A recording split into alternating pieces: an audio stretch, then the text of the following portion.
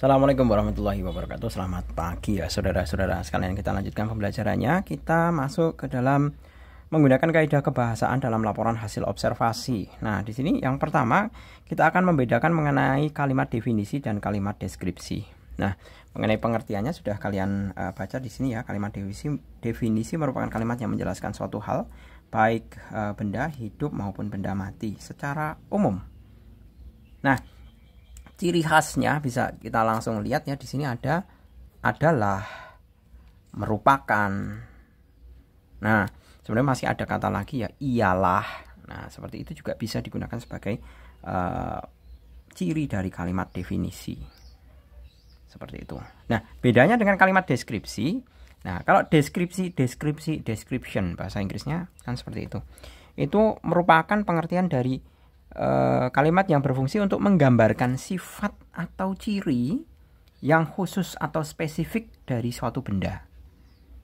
Nah, itu kita menggunakan kalimat deskripsi. Kalian dapat menggunakan kalimat deskripsi saat menjelaskan sifat sebuah benda. Nah, kita lihat di sini.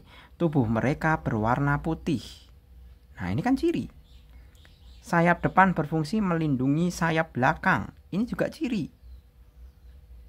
Seperti itu. Kemudian di sini rongga itu memperkuat suara yang dihasilkan oleh getaran timbal. Rongga itu memperkuat suara. Nah, ini deskripsi. Saat bertelur, tonggeret betina menempelkan telur-telurnya. Ini juga deskripsi. Nah, kemudian di sini carilah kalimat definisi dan deskripsi pada teks kunang-kunang dan kunang-kunang yang perlahan menghilang. Nah, kita bisa cari kunang-kunang dulu ya.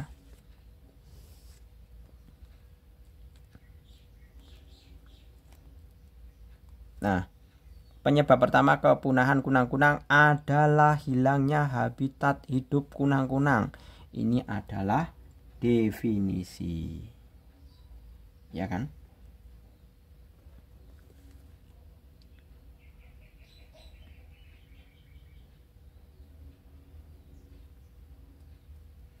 Nah, yang bisa kita identifikasi dalam artian lebih khusus itu adalah kalimat definisi. Kalau dia bukan definisi itu maka otomatis dia merupakan kalimat deskripsi. Nah, ini seperti halnya ini penelitian juga mencatat tingkat kecerahan di bumi mengalami peningkatan sebesar 23%. Ini kan sama saja deskripsi, menggambarkan bahwa tingkat kecerahan di bumi itu mengalami kenaikan, digambarkan. Kemudian mana lagi ini? Ini semua deskripsi, ini semuanya. Tidak yang merupakan definisi ini yang adalah ini. Ada kata kuncinya adalah.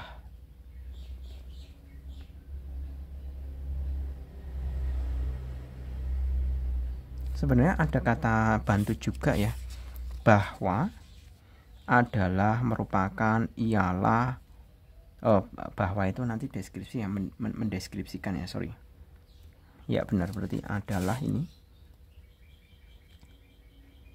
berarti selain yang ini merupakan kalimat deskripsi. Kemudian kalau yang kunang-kunang, nah ini kunang-kunang merupakan, nah ini adalah definisi. Kemudian selanjutnya kalimat yang lainnya itu merupakan kalimat deskripsi. Contohnya ini, kunang-kunang hidup di tempat-tempat lembab seperti rawa. Nah, ini kan menggambarkan kunang-kunang ada di tempat lembab, rawa, hutan bakau, dan daerah yang dipenuhi pepohonan. Berdasarkan hasil pengamatan, ini juga deskripsi. Hampir seluruh bagian tubuh kunang-kunang berwarna gelap. Nah, ini juga deskripsi, menggambarkan. Jadi seolah-olah deskripsi itu kita itu dengan membaca kalimat kita bisa melihat hampir seluruh bagian tubuh kunang-kunang berwarna gelap. Jadi seolah-olah kita melihat kunang-kunang itu tubuhnya warnanya gelap setelah kita membaca kalimat deskripsi ini. Makanan kunang-kunang adalah, nah, definisi ya. kunang-kunang merupakan definisi.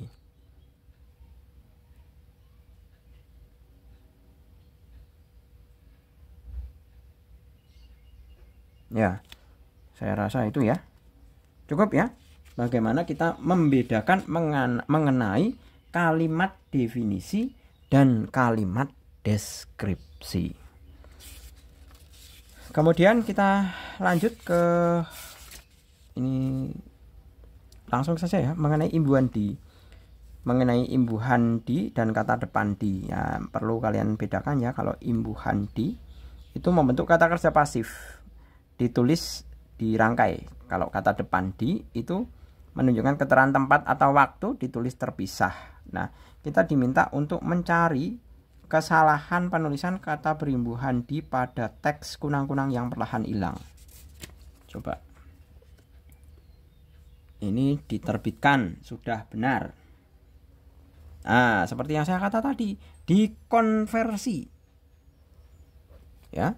Dikonversi itu mestinya adalah disambung ya.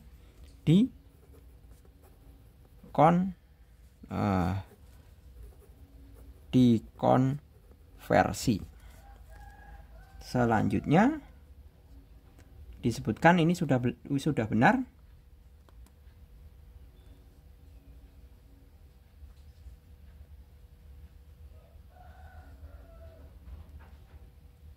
Nah, di bumi ini mestinya dipisah ya. Di bumi. Ini kan kata tempat. Tempat. Kemudian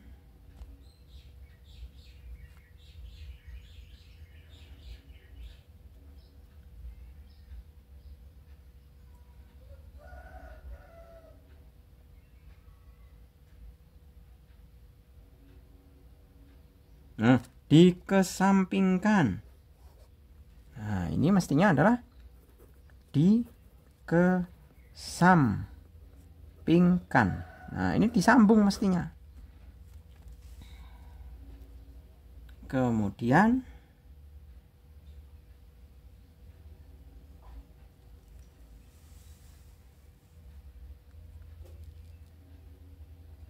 diinjak-injak, ini mestinya juga disambung ya. Diinjak, disambung mestinya. Ya, saya rasa itu ya. Ada lagi enggak ini?